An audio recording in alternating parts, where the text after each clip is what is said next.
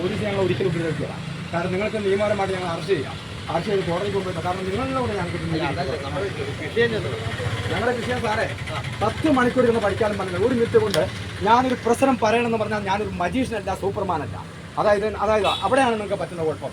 നമുക്കത് ഇതൊന്ന് നോക്കുക.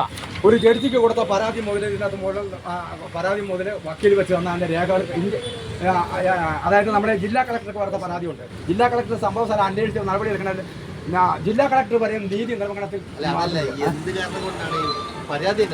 ഈ പരാതി വായിക്കണം. പരാതി വായിക്കാൻ പറഞ്ഞാൽ ഞാൻ പറഞ്ഞല്ലോ, അങ്ങനെ പറയിപ്പിച്ച് നമ്മളെ കൺഫ്യൂഷനാക്കാൻ നിങ്ങൾ ഇതെല്ലാം അവിടെ കൊടുത്തിരിക്കുന്നതാണ്, പോലീസ് സ്റ്റേഷനിൽ കൊടുത്തിരിക്കുന്നതാണ്.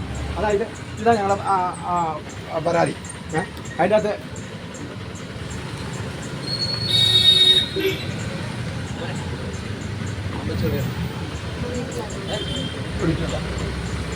ഇതാ സാറേ പരാതി. ഇത് ജഡ്ജിക്ക് കൊടുത്തത്, ഇത് DGPക്ക് കൊടുത്തത്, അതിൻ്റെ രേഖകൾ.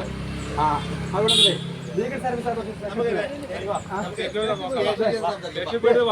സ്റ്റേഷനിൽ ചെന്നാൽ ഞങ്ങളെ വിടരുത്.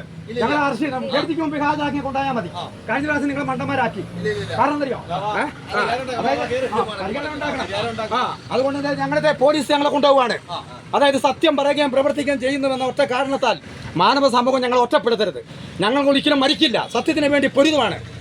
കാരണം ചോദിച്ചാൽ ഞങ്ങൾ മരിക്കാൻ കാരണക്കാരായാൽ ഇവിടുത്തെ ഭരണാധികാരികളും നീതിപീഠവും മാത്രമാണ്. ജഡ്ജി അറിയുന്നില്ല, ജഡ്ജിയിലേക്ക് എത്താനുള്ള മാർഗമാണ് ഇത്. നിങ്ങൾ തള്ളിക്കളയരുത്. ഞങ്ങൾ പോലീസ് സ്റ്റേഷനിലേക്ക് പോവുകയാണ്. എറണാകുളം സിറ്റി പോലീസ് സ്റ്റേഷൻ അല്ലേ?